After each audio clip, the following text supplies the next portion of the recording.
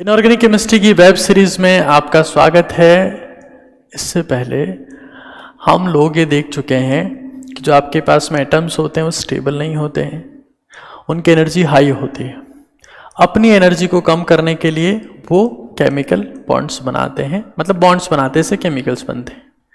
Bonds हमारे पास में बेसिकली दो टाइप के हैं, एक प्राइमरी एक सेकेंडरी। प्राइमरी बॉन्ड्स चार टाइप के हैं, आयनिक, कोवैलेंट, कोऑर्डिनेट, मेटेलिक। सेकेंडरी हमारे पास में दो टाइप के हैं, हाइड्रोजन और intermolecular forces.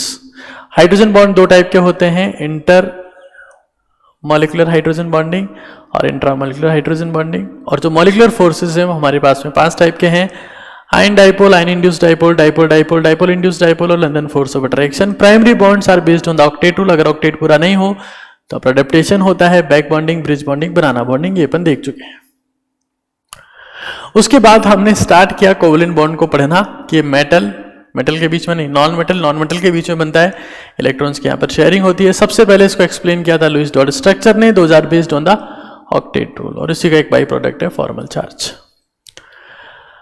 But Lewis dot structure इस बात को एक्सप्लेन करने में नाकामयाब रहा कि इलेक्ट्रॉन्स की शेयरिंग कैसे होती है। तो इलेक्ट्रॉन्स की शेयरिंग वाया ऑर्बिटल ओवरलैपिंग होती है, सबसे पहले हमारी प्यारी वैलेंस बॉन्ड थ्योरी ने बताया। और वैलेंस बॉन्ड थ्योरी के लिए 1954 में केमिस्ट्री का नोबेल प्राइज दिया गया। अब हम लोग ये सीख रहे हैं कि किसी एटम की ग्राउंड स्टेट और एक्साइटेड स्टेट में वैलेंसी कैसे चेंज हो सकती है, और उसके बाद हम थोड़ा सा आइडिया लेंगे सिग्मा बॉन्ड्स और पाई बॉन्ड्स का, और ओवरलैपिंग कैसे होती है उसका। तो ये शुरू करते हैं, पूरे फोकस के साथ में देखिएगा। तो सबसे पहला हमारे पास में क्वेश्चन ये है that how many bonds carbon can form in the ground state। कोई सा भी एलिमेंट होता है उसके दो स्टेट हो सकती है, ग्राउंड स्टेट होती है, एक होती है एक्साइटेड स्टेट। ठीक है, चलिए। तो ये हमारे पास में कार्बन है। कार्बन क्या होता है? इट इज 1 सेकेंड,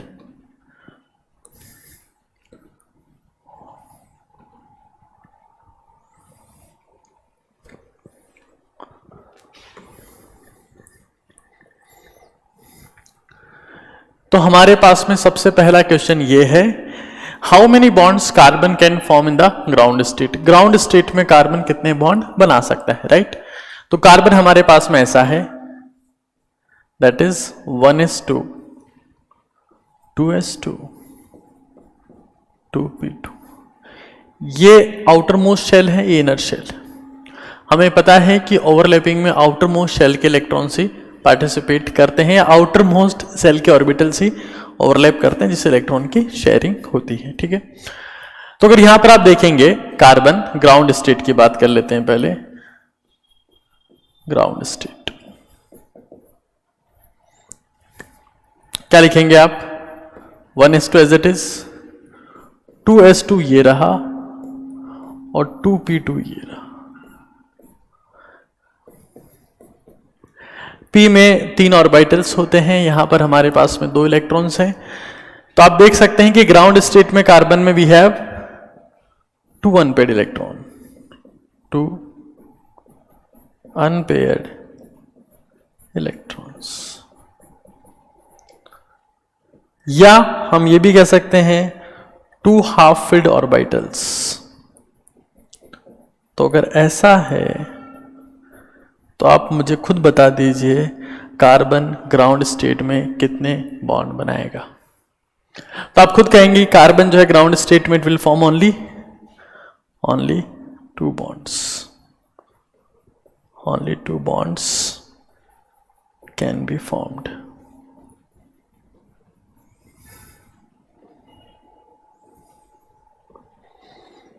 क्लियर है?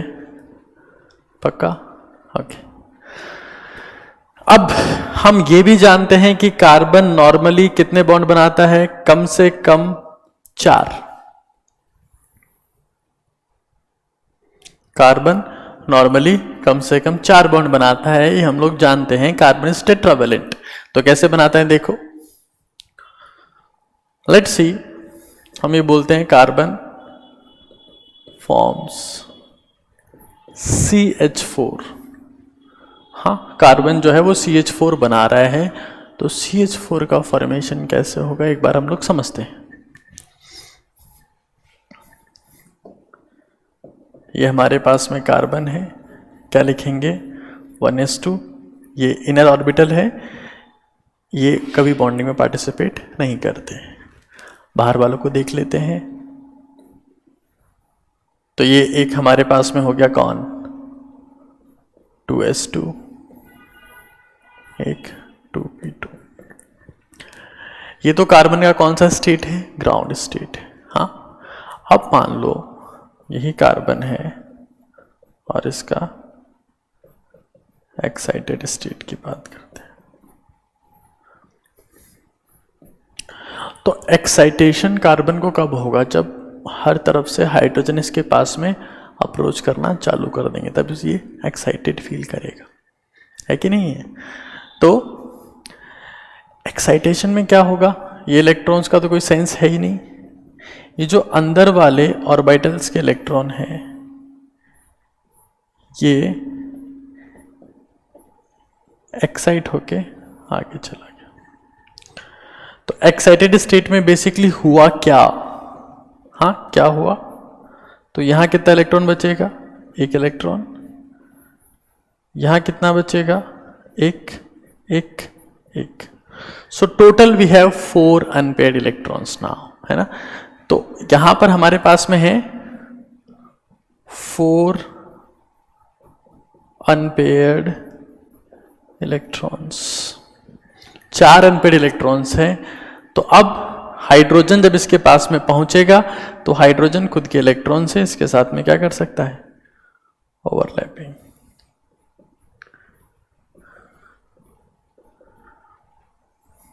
ठीक है, और हमारे पास में क्या बन जाएगा CH4। तो सवाल आपसे क्या पूछा है, how many bonds carbon can form in ground state. तो हम लोग क्या बोलेंगे फाइनली प्यारे बच्चों, हम ये बोलेंगे ग्राउंड स्टेट में कार्बन कितने बॉन्ड बना सकता है, 2, और एक्साइटेड स्टेट में 4, है ना। GS मतलब ग्राउंड स्टेट और ES for excited state. Clear, okay. आगे चलते हैं, नेक्स्ट क्वेश्चन देखते हैं प्लीज। हाँ, ओ 1 सेकेंड।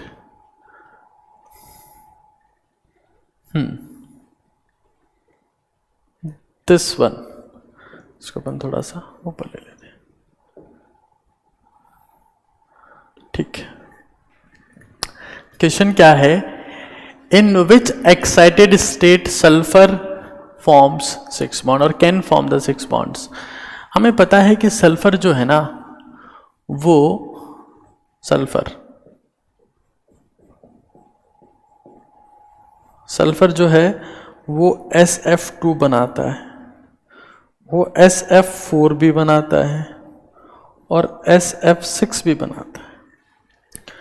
जब सल्फर 2 बॉन्ड बनाता है तो उसका ऑक्टेट पूरा हो जाता है। हाँ, बट सल्फर SF4 भी बनाता है और SF6 भी बनाता है। अब थोड़ा सा आगे समझते हैं, देखिए एक बार, ये हमारे पास में सल्फर है, इसका हमारे पास में जो कॉन्फ़िगरेशन होगा वो क्या होगा, यहां ऑर्गन होगा 3s2 3p4। ऑर्गन का मतलब क्या है, ऑर्गन का मतलब है 1s2 2s2 2p6। सही लिखा है ऑर्गन, नहीं। यहां हमारे पास में क्या लिखेंगे हम लोग, नियॉन।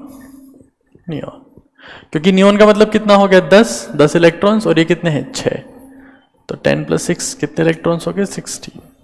सल्फर में इतना ही होता है।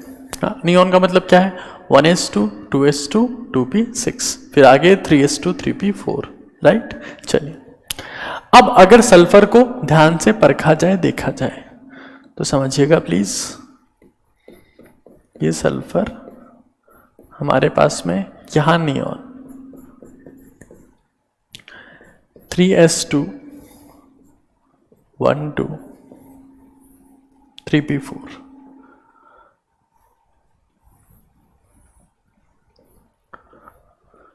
है ना। तो 1 2 3 4। अगर ग्राउंड स्टेट में देखा जाए, मतलब GS में देखा जाए, तो सल्फर कितने बॉन्ड बना सकता है, सिर्फ 2, है ना, because it has only 2 unpaired electrons in the ground state. तो ग्राउंड स्टेट में अगर आप कहेंगे ग्राउंड स्टेट,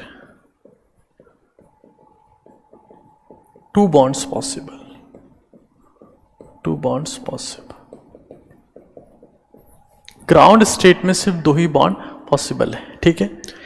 अब अगर मैं बात करता हूं आगे, ये हमारे पास में फिर से सल्फर है, सल्फर, और अब की बार बोल देते हैं इसके लिए ES1, सल्फर ES1। तो सल्फर ES1 का मतलब क्या है? First excited state, right, ES1।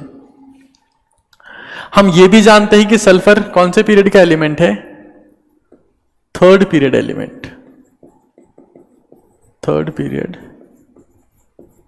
Element. Sulphur जो है वो हमारे पास में कौन सा एलिमेंट है? 3rd पीरियड का एलिमेंट है। क्लियर है? तो देखो ES1 में क्या होगा, ये हमारे पास में नियॉन है,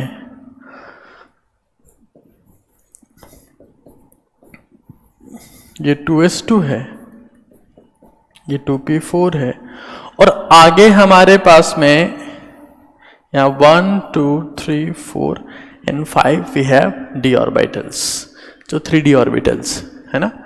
तो ये हमारे पास में क्या हो गया? 3s, ये हो गया 3p, ये हो गया 3d। तो इलेक्ट्रॉन्स जो हैं फर्स्ट में यहां से यहाँ चेंज हो सकते हैं।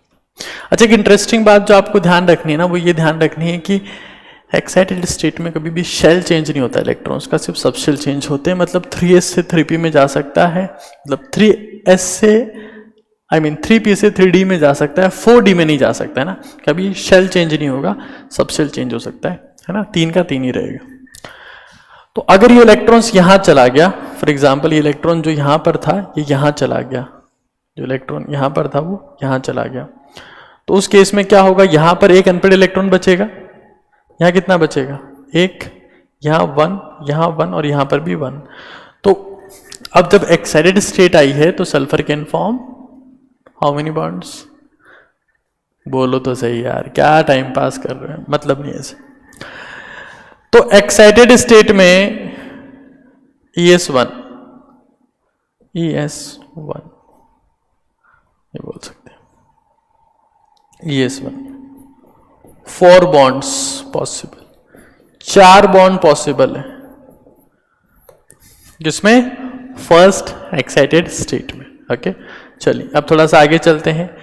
If you talk about the second excited state, हाँ चलो सल्फर को अपन बना लेते हैं एक बार।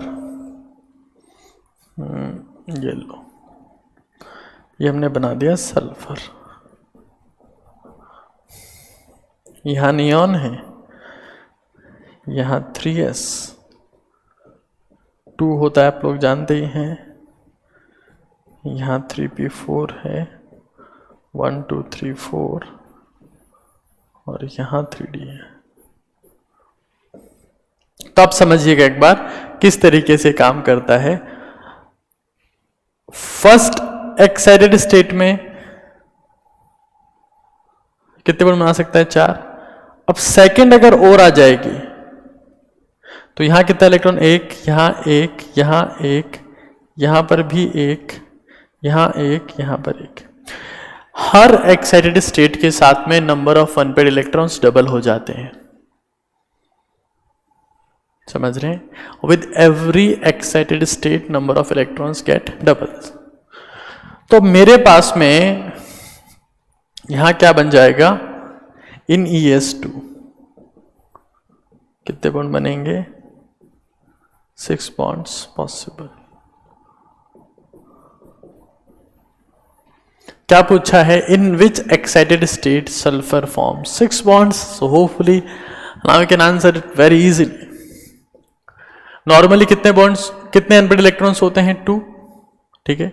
तो +2 हर एक्साइटेड स्टेट के साथ में होंगे तो 6 आएगा। ये GS है, ये ES1 है, ये ES2 है, टोटल 6। तो ग्राउंड स्टेट में सल्फर कितने बॉन्ड बना सकता है? 2। ES1 में कितने बना सकता है? 4। ES2 में कितने बना सकता है? 6। ठीक है। तो SF2 जब बनेगा सल्फर से तो बनेगा ग्राउंड स्टेट में, SF4 बनेगा फर्स्ट एक्साइटेड स्टेट में, SF6 बनेगा सेकंड एक्साइटेड स्टेट में। ठीक है, these questions are very common and very easy questions to answer. चल आगे चलते हैं। Yes, in which excited state IF5, जो आयोडीन है उससे IF5 कौन सी एक्साइटेड स्टेट में बनता है? फोकस करिएगा, ये मेरे पास में आयोडीन है। क्या फॉर्मूला होता है इसका?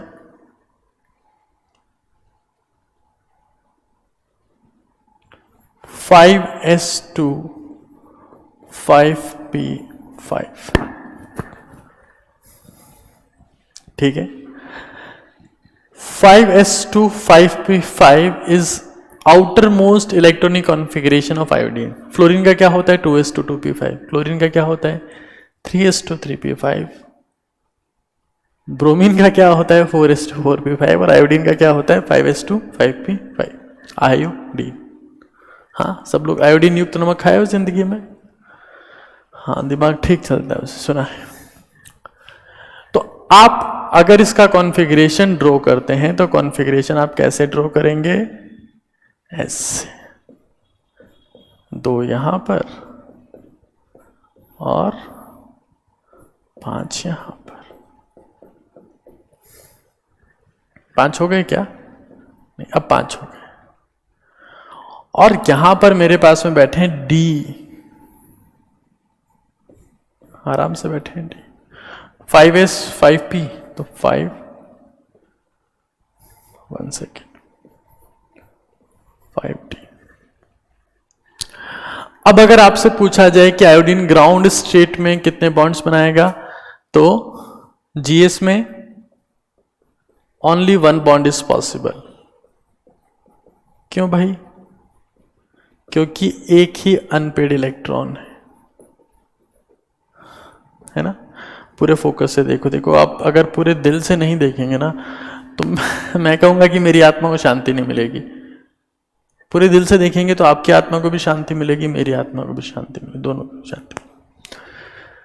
कई लोग कहते हैं कि मरने के बाद आत्मा को शांति मिलती है। नहीं भाई, जीते जी आत्मा को शांति मिल सकती है अगर पूरे मन से काम करें तो, पूरे दिल से काम करें तो, है ना। तो शांति अपने को फाइंड आउट करनी है। अब मान लो फर्स्ट एक्साइटेड स्टेट में क्या होगा?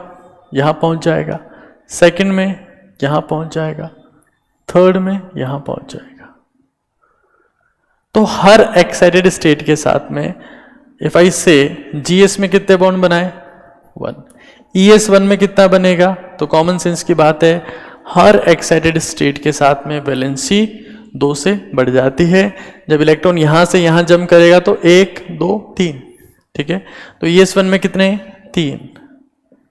ES2 में कितने? 5। ES3 में कितने? 7।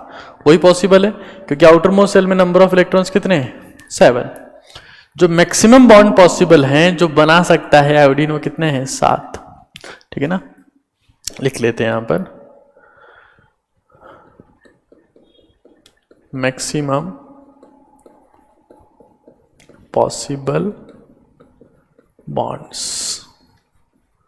कितना है? 7। ठीक है, तो इसके लिए हमारे पास में मैक्सिमम एक्साइटेड स्टेट कौन सी होगी? 3। जैसे मान लो हमारे पास में जो आयोडीन है उससे अगर लेट्स सी ICl बनता है, लेट्स सी ICl2 बनता है, लेट्स सी IF5 बनता है या IF7 बनता है। तो आयोडीन ICl मतलब एक ही वैलेंसी शो हो रही है, तो यहां पर ये कौन से स्टेट में बनेगा? ग्राउंड स्टेट में। Ground state. ICl2 कहां बनेगा? ES। ICl2 तो बनेगा ही नहीं यार। जब फर्स्ट एक्साइटेड स्टेट भी आएगी तो वैलेंसी 3 से बढ़ेगी, है ना। तो ICl2 नहीं बनेगा, क्या बनेगा? ICl3। किसमें बनेगा? ES1, ये ES2, ये ES3। तो आपसे क्या पूछा है? In which excited state IF5 is form. किस एक्साइटेड स्टेट में IF5 बनेगा? तो आंसर क्या हो जाएगा? सेकेंड एक्साइटेड स्टेट, है ना, ये मेंशन कर लेते हैं अपन, that is the second excited state, second excited state. Clear है? चलिए एक और क्वेश्चन ट्राई करते हैं, एक और क्वेश्चन ट्राई कर लेते हैं, दिस वन। क्या क्वेश्चन है? For which of the following atom excited state is not possible. Excited state के लिए उसी शेल में वैकेंट ऑर्बिटल्स होने चाहिए, है ना। What is condition to achieve excited state? Condition is, अगर कोई सा भी एलिमेंट एक्साइटेड स्टेट अचीव करना चाहता है तो उसकी क्या कंडीशन है? उस एलिमेंट के उसी शेल में वैकेंट ऑर्बिटल्स होने चाहिए, है ना। क्या बोलेंगे? There must be vacant orbitals in same shell, same shell में वैकेंट ऑर्बिटल्स होने चाहिए to achieve the excited state, otherwise this is not possible. खैर आगे चलते हैं, यहां देखते हैं बोरोन क्या होता है। Boron is the 2s2 2p1, this is 2s2, this is 2p1। हाँ जी बताइए, ग्राउंड स्टेट में बोरोन कितने बॉन्ड बना सकता है? हाँ, यहाँ हीलियम तो लिखूंगा ही मैं, that is pretty common sense यार, है ना। 2 और 3 5 हो गए, that is the atomic number of the boron. तो आप मुझे बताएंगे कि बोरोन जीएस में कितने बॉन्ड बनाएगा? जीएस बोले तो ग्राउंड स्टेट कितना? 1, और एक्साइटेड में ईएस में 3। तो क्या ईएस पॉसिबल है? आपसे पूछा है, नॉट पॉसिबल। यहां तो पॉसिबल है। हाँ, कार्बन का अपन देख ही चुके हैं। कार्बन हमारे पास में, हमारा प्यारा बच्चा कार्बन, है ना। तो कार्बन जीएस में कितने बनाएगा? 2। ईएस में कितना बनाता है? 4। कॉमन सेंस की बात है। एक्साइटेड स्टेट का मतलब है नंबर ऑफ इलेक्ट्रॉन्स, जो अनपेड इलेक्ट्रॉन्स हैं वो 2 से बढ़ जाएंगे तो वैलेंसी भी 2 से बढ़ जाती है। ठीक है, ये भी बना लेते हैं कार्बन का एक बार। यहां हीलियम था, यहां था 2s2 और यहां था 2p2, तो एक्साइटेशन इज पॉसिबल, है ना। एक्साइटेशन इज पॉसिबल, ठीक है, क्लियर। एक्साइटेशन पॉसिबल है। अब एक बार बात करते हैं ऑक्सीजन की। तो देखना एक बार, हीलियम बनाया, यहां 2s2 बनाया और यहां बनाया 1 2 3 4। क्या कोई वैकेंट ऑर्बिटल दिख रहा है? ये 2s है, ये 2p है। 2d जैसी कोई चीज नहीं होती। क्या ईएस पॉसिबल है? नेवर। हम क्या बोलेंगे? जीएस में कितने बॉन्ड बनाता है? 2। ईएस तो पॉसिबल ही नहीं है। नॉट पॉसिबल में एक आंसर तो सी हो गया। अब फ्लोरीन का देख लेते हैं क्या होता है। तो फ्लोरीन क्या होता है? हीलियम एज इट इज, यहां पर 2s2 और यहां 2p5। No vacant orbitals are present in the same shell, मतलब फ्लोरीन के लिए भी एक्साइटेड स्टेट पॉसिबल नहीं है ना। क्या बोलेंगे? ओनली जीएस इज पॉसिबल, ठीक है। तो ऑप्शन 2 हमारे पास में ऐसे हैं, ऑक्सीजन और फ्लोरीन, दोनों के लिए ही जीएस पॉसिबल नहीं है। ओके, आगे देखते हैं नेक्स्ट क्वेश्चन।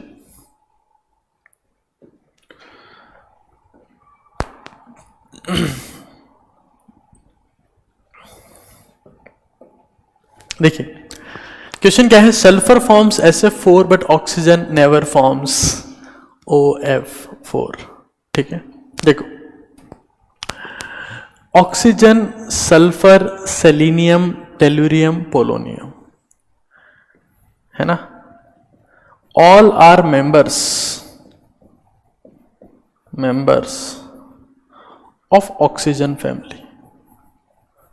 ये सभी जो है ना वो ऑक्सीजन फैमिली के मेंबर है, और इनका जो इलेक्ट्रॉनिक कॉन्फ़िगरेशन होता है वो होता है NS2NP4। ठीक है, मतलब in ground state they can form only 2 bonds, right. In ground state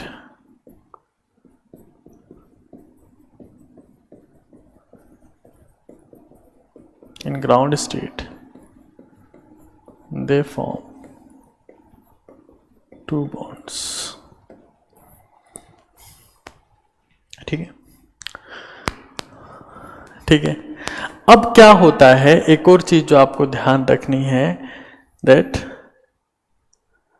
कौन सी बात, excited state is not possible for oxygen, क्योंकि 2D जैसा कुछ नहीं होता है ना। Excited state is not possible for oxygen since it has no vacant orbitals, no vacant orbitals in same shell।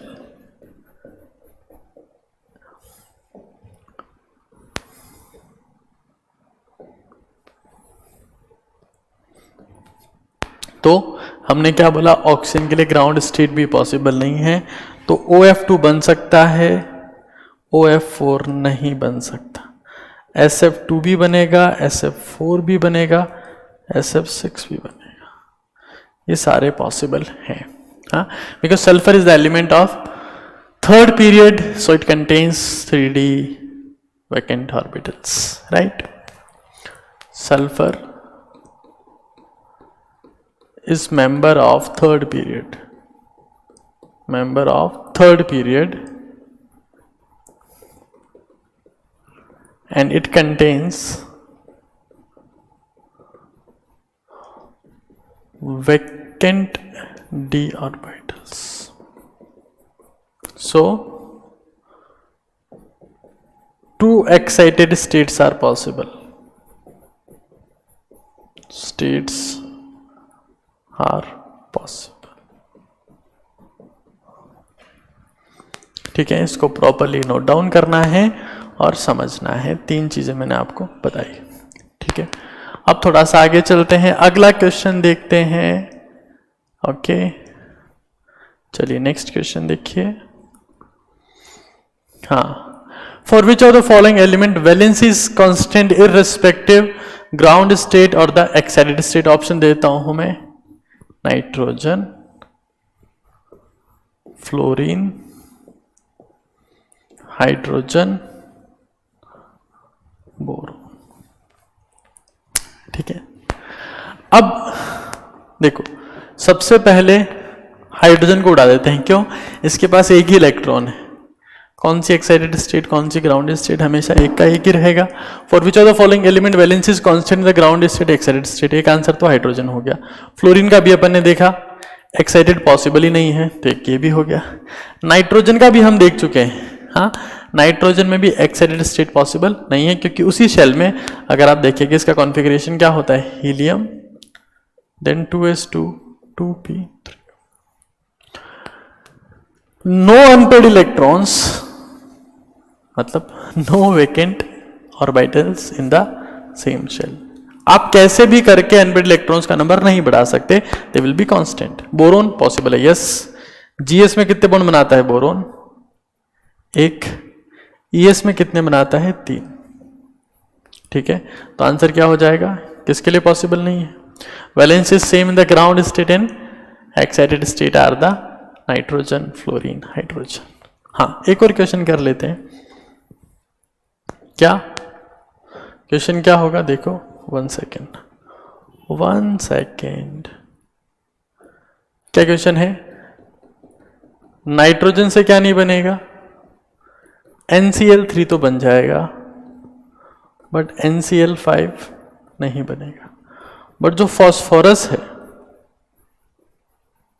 उससे हमारे पास में PCl3 और PCl5 दोनों ही पॉसिबल हैं, बिकॉज फॉस्फोरस ऑक्सीडेशन नंबर बढ़ा सकता है या वैलेंसी बढ़ा सकता है because it has vacant d orbitals, है ना। तो रीजन क्या हो जाएगा, थर्ड पीरियड एलिमेंट।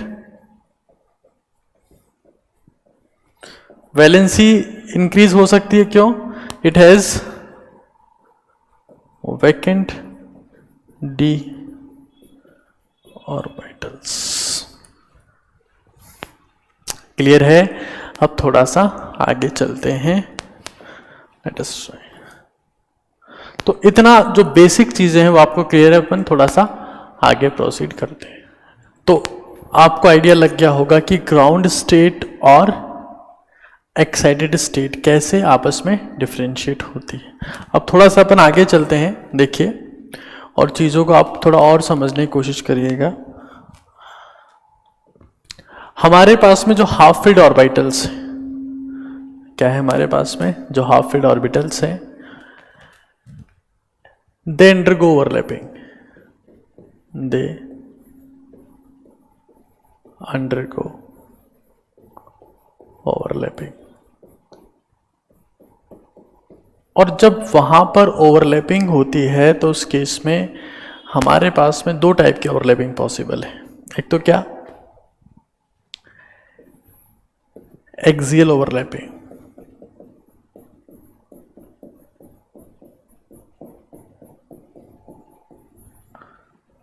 ठीक है, और एक होती है हमारे पास में लैटरल ओवरलैपिंग।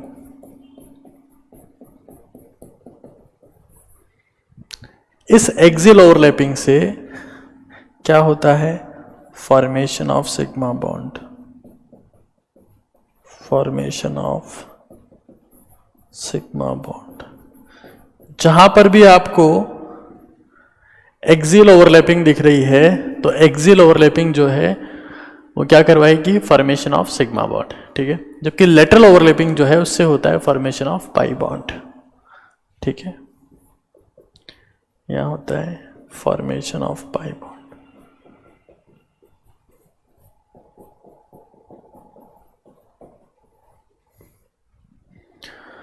ठीक है, मतलब जो हाफ फील्ड ऑर्बिटल्स हैं वो दो तरीके की ओवरलैपिंग कर सकें, एक एक्सियल एक लेटरल। एक्सियल से क्या बनेगा, सिग्मा, जो एक ही होता है दो एटम्स के बीच में। लेटरल होगा तो क्या बनेगा, पाई बॉन्ड, ठीक है। अब आगे देखो एक्सियल ओवरलैपिंग। देखिए, एक जो इंटरेस्टिंग बात आपको ध्यान रखनी है वो ये कि s ऑर्बिटल्स कभी भी लेटरल ओवरलैपिंग नहीं कर सकते। क्यों नहीं कर सकते, मैं आपको समझाऊंगा। एक्सियल ओवरलैपिंग की बात करते हैं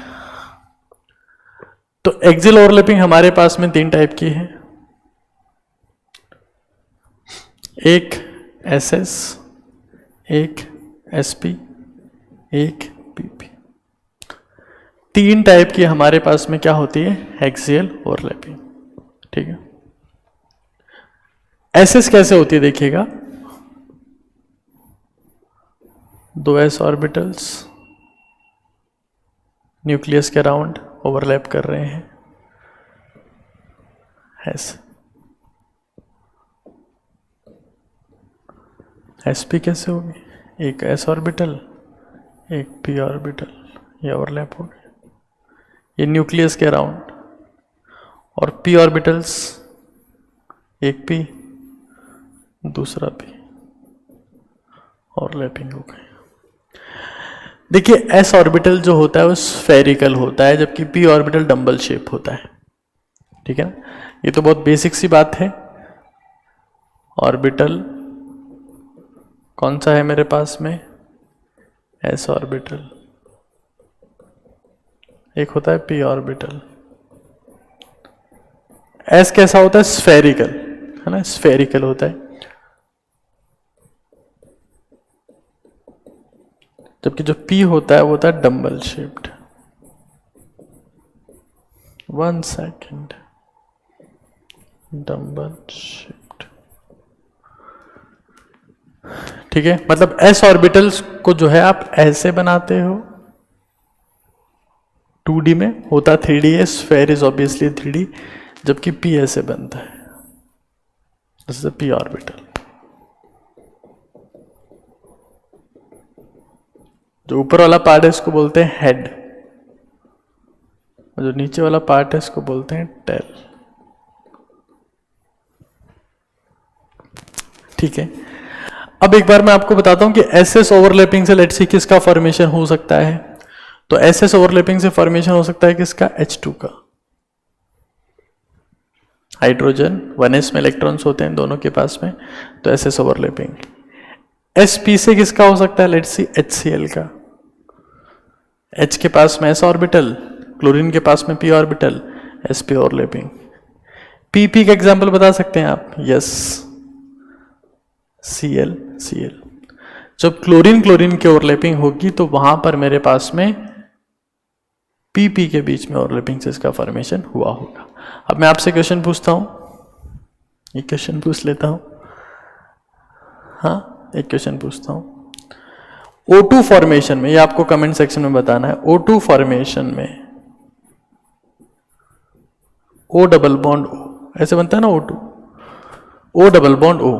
तो यहां पर हमारे पास में कौन कौन सी ओवरलैपिंग है, ये मेरा आपसे सवाल है कि यहां पर कौन कौन सी ओवरलैपिंग हुई है। 2 बॉन्ड बन रहे हैं, एक सिग्मा है एक पाई।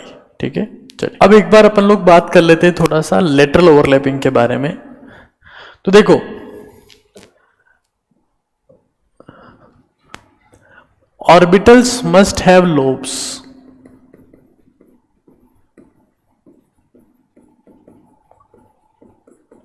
लेटरल ओवरलैपिंग उन्हीं ऑर्बिटल्स के बीच में होती है जिनमें क्या होती है, लोब्स होती, otherwise it is not possible.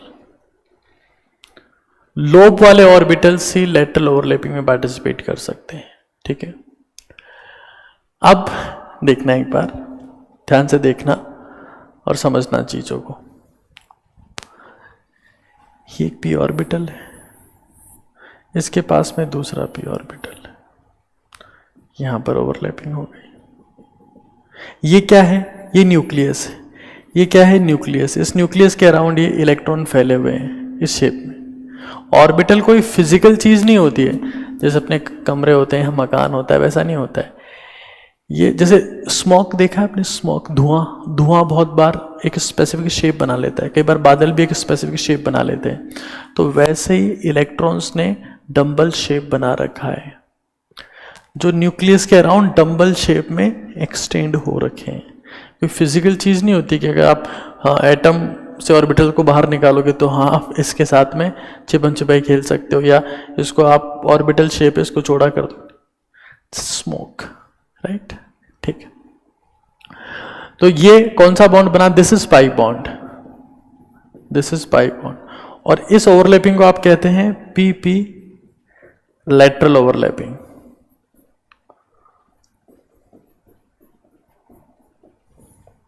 या बहुत बार इसे एक और स्पेसिफिक नाम देते हैं, वो क्या कहते हैं, P पाई बॉन्ड। P पाई का मतलब क्या है, यहां पर पाई बॉन्ड का फॉर्मेशन हो रहा है, और वो पाई बॉन्ड का फॉर्मेशन किन ऑर्बिटल्स के बीच में हो रहा है, p ऑर्बिटल्स के बीच में। ठीक है, चलिए, तो ये कंडीशन। और क्या हो सकता है, देखो, ये इस टाइप का पाई बॉन्ड p और d के बीच भी बन सकता है। ये एक p ऑर्बिटल, ये एक d ऑर्बिटल। समझ रहे हैं आप लोग, मैं इसको वापस बना देता हूं एक बार। ये देखिएगा, ये एक p ऑर्बिटल और ये एक d ऑर्बिटल। ठीक है, यहां पर ये ओवरलैपिंग आप देख पा रहे, ये p का न्यूक्लियस, मतलब p के रेस्पेक्ट, जो p जिस न्यूक्लियस के आसपास फैला हुआ है उसका न्यूक्लियस, इसका न्यूक्लियस, ओवरलैपिंग हो रखी, क्या बन गया, पाई बॉन्ड। इसे कहते हैं p पाई d पाई बॉन्ड। क्या कहते हैं इसे, p पाई d पाई बॉन्ड। क्या कहते हैं, पी पाई डी पाई बॉन्ड। हाँ, ऐसे ही हमारे पास में एक और हो सकता है, तो वो हमारे पास में क्या हो सकता है, वो हमारे पास में हो सकता है डी पाई डी पाई, ये एक, ये दूसरा, ठीक।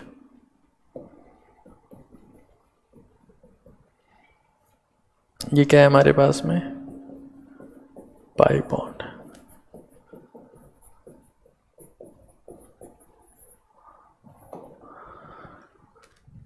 जो किसके बीच में है, जो है in between the D orbitals, तो इसको क्या बोल रहे हैं हम लोग, डी पाई बॉन्ड। लोब्स होना बहुत जरूरी है, ठीक है। अब एक इंटरेस्टिंग बात देखो, ध्यान से समझना, बहुत इंटरेस्टिंग बात है, फोकस से देखना।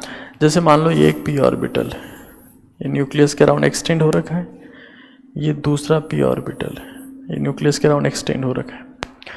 जब ये ओवरलैप करेंगे, लेट्स सी, है ना, यहां न्यूक्लियस, यहां न्यूक्लियस, ये ओवरलैपिंग, कौन सा बॉन्ड बना है, this is the axial overlapping. अभी आपको एक बहुत बड़ा कॉन्सेप्ट पता लगेगा, क्या बोलेंगे इसे हम, एक्सियल ओवरलैपिंग, ठीक है ना।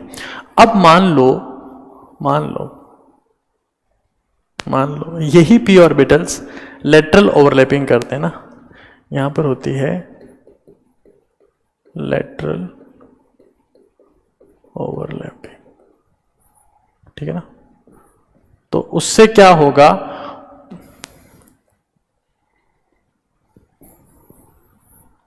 एक ऑर्बिटल है, फिर बना लेते हैं, एक ऑर्बिटल है, दूसरा ऑर्बिटल है, हाँ, इनमें ओवरलैपिंग होती है, लेट्स लेटरल ओवरलैपिंग।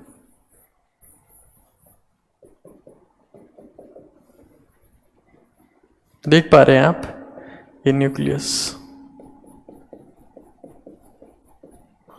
ये भी न्यूक्लियस,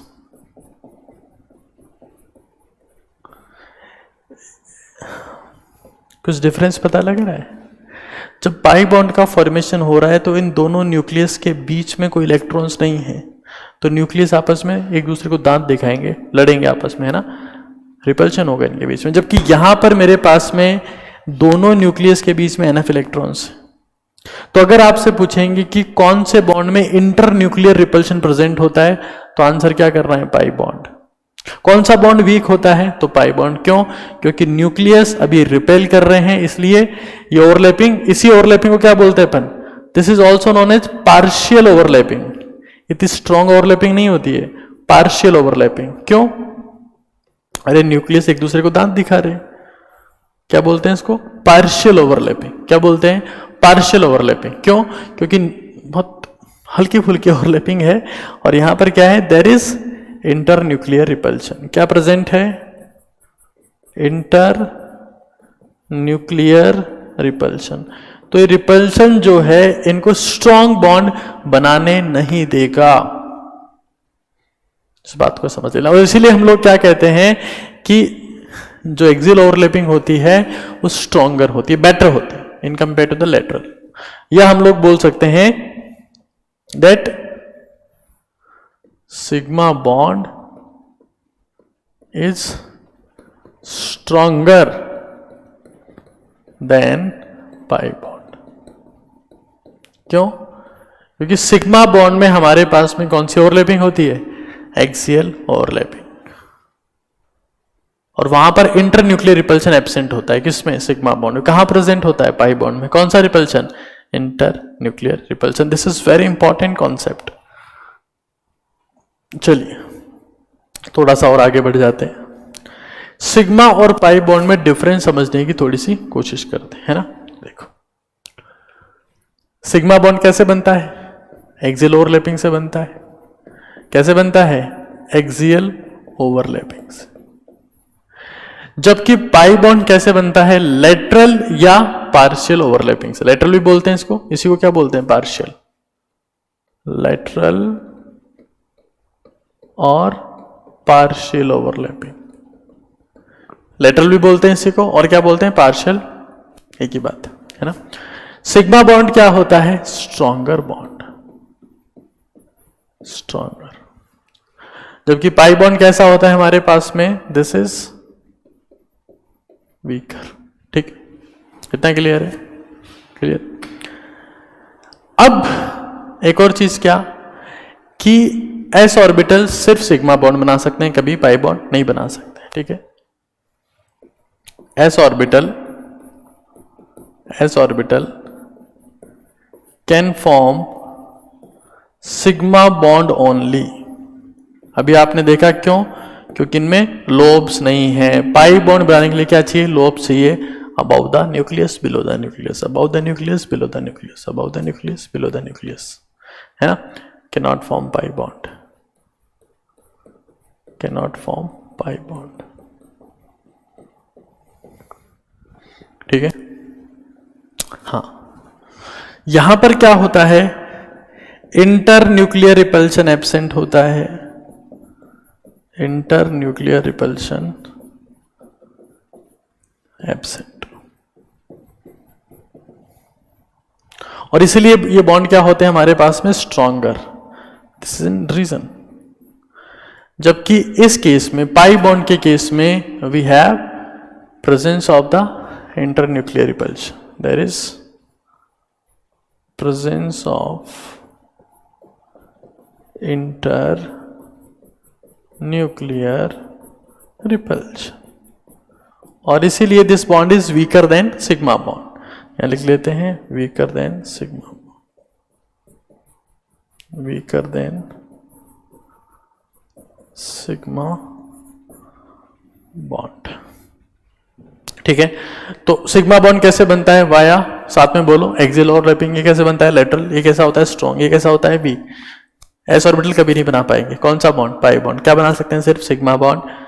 यहां पर इंटरन्यूक्लियर रिपल्शन क्या होता है? एब्सेंट। इसमें क्या होता है? प्रेजेंट होता है। ठीक है, और क्या डिफरेंस हो सकता है इनमें? देखो, देखिएगा ध्यान से एक बार, किस किस टाइप का हो सकता है ये सिग्मा बॉन्ड? कैसे बन सकता है? एसएस ओवरलैपिंग से बन सकता है, एसपी से बन सकता है, पीपी से बन सकता है। Can form sigma bond. यहां पर एस का तो नामो निशान ही नहीं होगा। क्या क्या होगा? PP, PD, DD can form pi bond.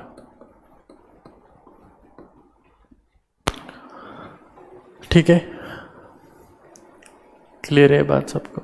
अब देखो, जो सिग्मा बॉन्ड जो होता है ना, वो सिंगल बॉन्ड होता है। दो एटम्स के बीच में अगर सिंगल बॉन्ड है तो उन दो एटम्स के बीच में क्या पॉसिबल है? वो रोटेट कर सकते हैं ऐसे। अगर यहां पर मेरे बीच में ऐसे दो पेन लगा देंगे, दो मार्कर्स होंगे, तो उस केस में क्या होगा? अब ये रोटेशन पॉसिबल नहीं है। रुकेगा ना बार बार, बस यहीं पे आकर रुक जाएगा, यहीं पे आकर रुक जाएगा। दो बॉल्स, अगर दो बॉल्स के बीच में अगर आप पेन लगा दोगे, एक पेन मतलब दो बॉल्स हैं, उनके बीच में अपने दो पेन लगा दिए या दो ऑलपिन्स लगा दी, तो कटेंगी हुए ऑलपिन। अगर एक ही ऑलपिन लगी हुई तो बिल्कुल फ्लैट, आराम से बॉल्स घूम सकती है, दौड़ सकती हैं बढ़िया आराम से, है ना? तो ये बात ध्यान रखनी है that rotation is possible. Important चीज है बहुत ज्यादा। Rotation is possible around sigma bond, around sigma bond. ठीक है, पाई बॉन्ड वाले केस में हमारे पास में क्या नहीं होता है? Rotation is not possible at all, rotation is not possible. Rotation possible नहीं है किस केस में? पाई बॉन्ड वाले केस में। क्यों? पाई बॉन्ड अकेला नहीं होता है ना? क्या होता है देखो, sigma bond can exist independently, sigma bond can exist independently, independently, है ना? पाई बॉन्ड सिग्मा बॉन्ड के बिना नहीं बन सकता। सिग्मा बॉन्ड पाई के बिना बन सकता है, लेकिन pi bond pi bond cannot exist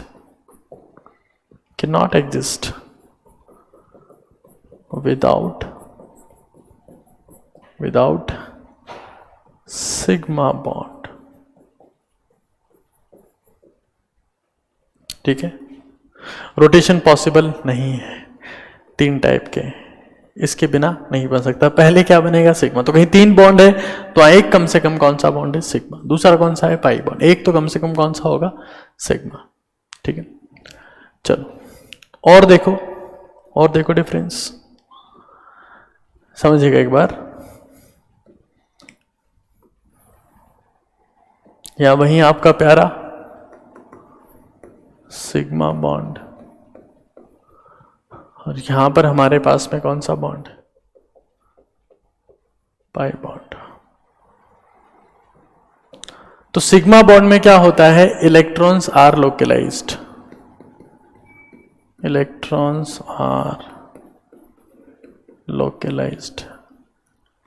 not mobile, हिलते डुलते नहीं है, फिक्स रहते हैं, फिक्स बिल्कुल, there is no movement, fix localized, 2 nucleus के बीच में है बिल्कुल। हाँ, जबकि पाई बॉन्ड में क्या हो रहा है, न्यूक्लियस तो नीचे बैठे हैं, ओवरलैपिंग ऊपर नीचे हो रही है, तो कोई कनेक्शन नहीं है। यहां पर इन इलेक्ट्रॉन्स को क्या बोलेंगे, pi bonds electrons, pi bond electrons are mobile, है ना, मूविंग होते हैं, दीज आर मोबाइल इलेक्ट्रॉन्स। कौन से, पाई बॉन्ड। सिग्मा कैसे होते हैं, लोकलाइज्ड, फिक्स्ड। आगे देखो, सिग्मा बॉन्ड इलेक्ट्रॉन्स, या सिग्मा बॉन्ड ही कह सकते हैं, गिव शेप टू मॉलिक्यूल। अगर किसी मॉलिक्यूल का जो भी शेप है वो सिग्मा बॉन्ड की वजह से आता है। ठीक है, कोई रोल नहीं है इसका, नो रोल एट ऑल, इसका कोई रोल यहां पर नहीं होता है। ठीक है, चलिए एक और बात कर लेते हैं। सिग्मा बॉन्ड इलेक्ट्रॉन्स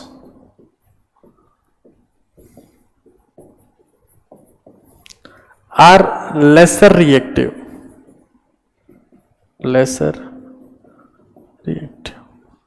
जबकि पाई बॉन्ड के इलेक्ट्रॉन्स हमारे पास में क्या होते हैं, दीज आर मोर रिएक्टिव।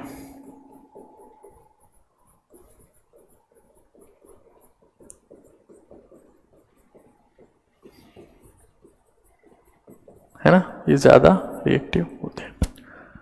तो कुछ 3-4 बातें हैं जिनके बारे में आपको पता रखना है, प्रॉपरली से नोट डाउन करना है और बार बार मेमोराइज करना है। ठीक है, अब थोड़ा सा अपन आगे चलते हैं। अब एक बार अपन सिग्मा और पाई बॉन्ड के नंबर्स के बारे में थोड़ा सा बात कर लेते हैं। यहाँ देखिए एक बार, यह आपके पास में बेंजीन है, आपको बताना है इसमें कितने सिग्मा बॉन्ड है, कितने पाई बॉन्ड है। देखो एक इंटरेस्टिंग बात जो आपको पता होनी चाहिए कि यहाँ पर हर एक जगह कार्बन है, 1 कार्बन, 2 कार्बन, 3 कार्बन, 4 कार्बन, 5 और 6।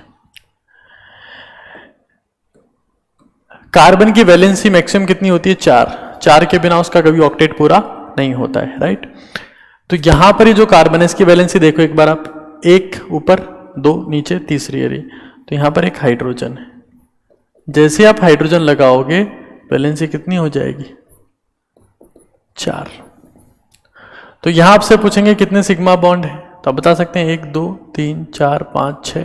कितने पाई बॉन्ड है, 1 2 3 4 5 6। सही कह रहा हूं, नहीं। सिग्मा बॉन्ड, CH बॉन्ड 6 है और CC बॉन्ड भी 6 है, मतलब टोटल सिग्मा कितने हो गए, 12। पाई कितने हैं, 1 2 3, डबल बॉन्ड में जहां जाए पाई।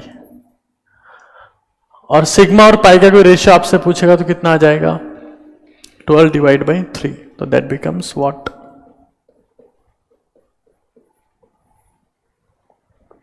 4।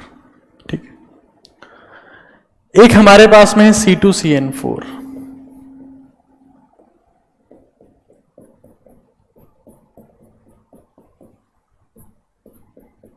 हाँ ऐसे कनेक्ट होता है ये।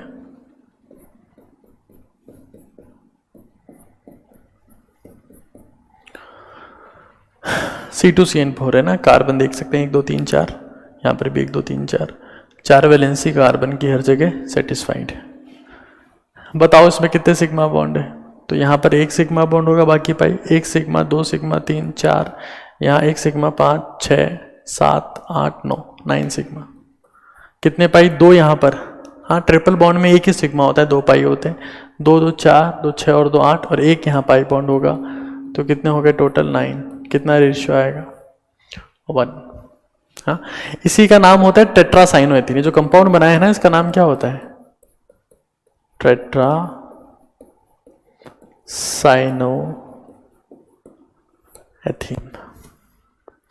ठीक है। फिर एक हमारे पास में HCN है। HCN का फॉर्मूला क्या होता है? HC ट्रिपल बॉन्ड है। कितने सिग्मा बॉन्ड दिख रहे हैं? 1 2। कितने पाई दिख रहे हैं? 1 2। कितना रेशियो आया? 1। सिग्मा अपॉन पाई का रेशियो हमारे पास में कितना आ रहा है? 1 आ रहा है। किस केस में? HCN वाले केस में। अब ये 3 क्वेश्चन और है, इसका मैं आपको बताता हूं। ये जो जहां जहां पॉइंट है वहां कार्बन है, तो वैलेंसी को सेटिस्फाई करने के लिए क्या होगा? एक हाइड्रोजन होगा। इसका आंसर आपको कमेंट सेक्शन में बताना है कितना आ गया। इसको टोलुइन बोलते हैं। ऊपर CH3 लगा दिया आप, यहाँ हाइड्रोजन नहीं है। इसका आंसर आपको बताना है कमेंट सेक्शन में। ठीक है, अब इसको देख लेते हैं एक बार, है ना। साइक्लोब्यूटाइन, हाइड्रोजन लगा दिया मैंने। कितने सिग्मा बॉन्ड आएंगे? 1 2 3 4 5 6 7 7। पक्का? ध्यान से देखें एक बार। 4 तो दिख ही रहे हैं। 1 2 3 4 5 6 7 8, 8 है भाई, 8। पाई कितने हैं? 2। रेशियो फाइंड आउट करोगे तो 4 आ जाएगा। नॉर्मली बॉन्ड कैलकुलेट करने की बात होती है। ये FeCO5 है। क्या है? FeCO5 जो कॉम्प्लेक्स कंपाउंड है। इसका फॉर्मेशन कैसे होता है देखिएगा एक बार। यहाँ Fe होता है, C ट्रिपल बॉन्ड, ये इसको इलेक्ट्रॉन देते हैं।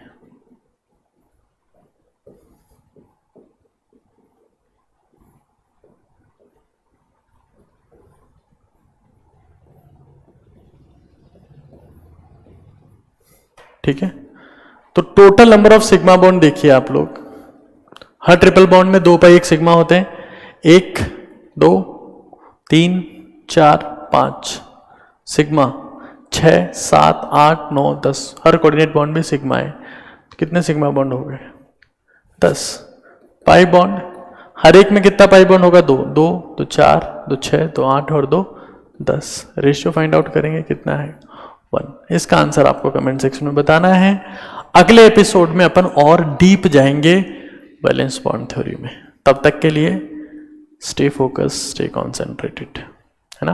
जो अपन ने बेसिक बातें पढ़ी है कि ओवरलैपिंग मतलब अनपेड इलेक्ट्रॉन का नंबर बढ़ाने के लिए हमारे पास में आती है एक्साइटेड स्टेट, और उसके बाद में जिन ऑर्बिटल्स में अनपेड इलेक्ट्रॉन्स होते हैं वो 2 टाइप की ओवरलैपिंग कर सकते हैं। एक एक्सियल ओवरलैपिंग, दूसरी लेटरल। एक्सियल से बनता है सिग्मा, लेटरल से बनता है पाई। फिर अपन ने डिफरेंस चेक किया और फिर अपन ने सीखा कि कैसे आप नंबर ऑफ सिग्मा और पाई बॉन्ड इलेक्ट्रॉन्स को कैलकुलेट करते हैं। ठीक है, तो stay focused and wait for the next episode. Thank you.